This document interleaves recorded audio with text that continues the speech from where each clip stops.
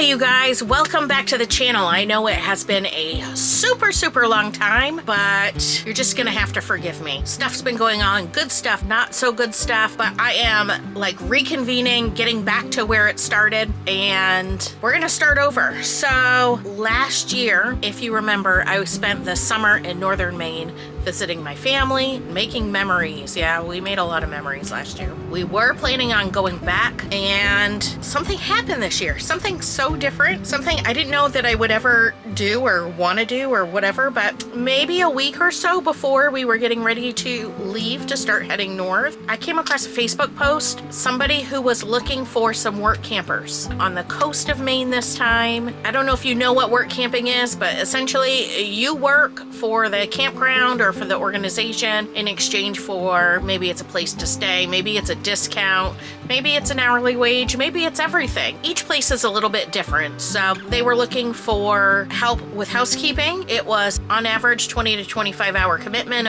a week. And I asked my husband, I said, how about we go to Maine, but we try someplace completely different? He said, okay, I'm down with it. So I applied for the job, and within a day's time, I got it. I took a work camping job in Rockport, Maine. Camden Rockport area is kind of legendary for travel tourism. They are fishing villages on the coast of Maine, I think in the Penobscot Bay, and I remember visiting a lot when I was a kid. It's still just as beautiful, just as magical as it was back then. We are in love. We're still learning our area. I'll take you along for some different visits and stuff, and you know what's in the area, so if you're ever planning on coming to this area, you have a little bit of knowledge behind you. The name of the campground that I am working at this summer is called Swell Megunticook. It is in Rockport, Maine. It is a very small campground, but very capable. I love this place. I just can't believe this place. It is a small loop around the park. There are quite a few pull-throughs, quite a few back-ends,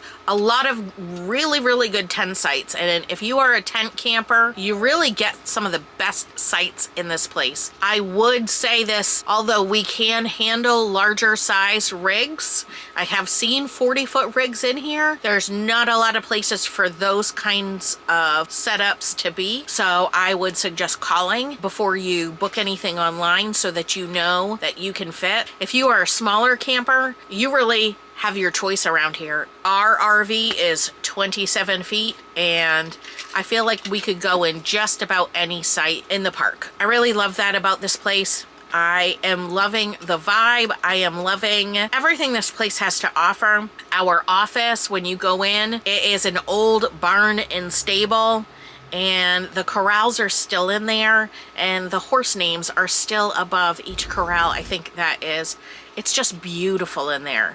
There is something old about this place, but old in a good way. The people are really friendly. We have been here since the 1st of May pretty much, so we're going on 6 weeks. I can't believe it's been 6 weeks already, and it has been an amazing experience. School's just getting out now, so I imagine that now is really when season's gonna start picking up. Certainly for July and August, so I'll let you know how that goes. Besides campsites, we also have 10 primitive cabins, and by primitive, I mean primitive. They are like, I don't know if they're any bigger than 10 by 10, 4 walls, you get a queen bed, you get a set of bunk beds, a couple of plugs. I think some or most of them have water outside. That's it. So if you don't have a tent and you want still the camping experience, those cabins are gonna be for you.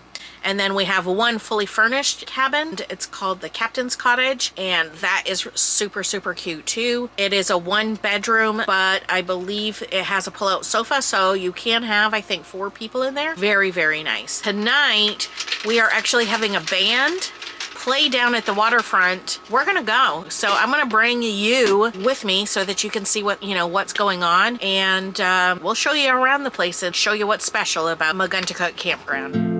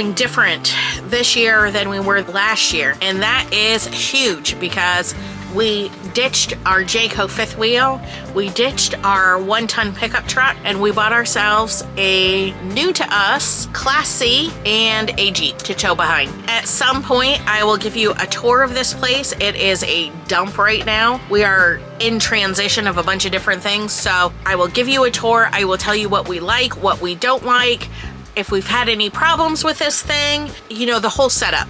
We'll go over everything at some other time, but we are in a 2017 Coachman Freelander.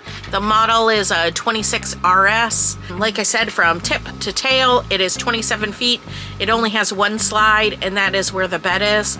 We are trying to stay a little more compact for traveling purposes, for camping purposes. We want to be able to get into some smaller places. Now that it's just the two of us and little teeny Chi-Chi, she doesn't take up any room, so we knew we could go smaller. I'm gonna go because Chi-Chi's harassing me for food right now, and if she's hungry, I need to feed her. So, all right, well, this is the end of our first video. I hope you liked it. If you want to see more, follow our journey, go ahead and like and subscribe. Hit that notification bell. You'll see whenever we put out a new one. I am going to try super hard to be consistent and put out at least one a week consistently. I have not been good at that, but I hope to rectify that this summer. I have a lot of time, even though I am working, I have a lot of time on my hands, and I'm going to get a little more in-depth with it this summer. So I want to thank you guys for watching, and I will see you soon. Bye.